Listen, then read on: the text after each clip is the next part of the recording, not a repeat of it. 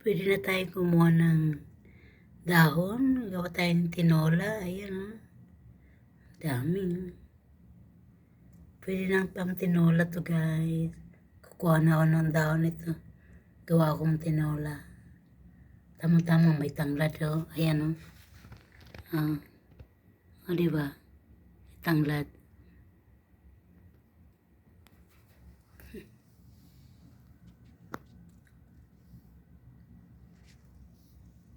Tinola, tapos lagyan ng dahon ng sili.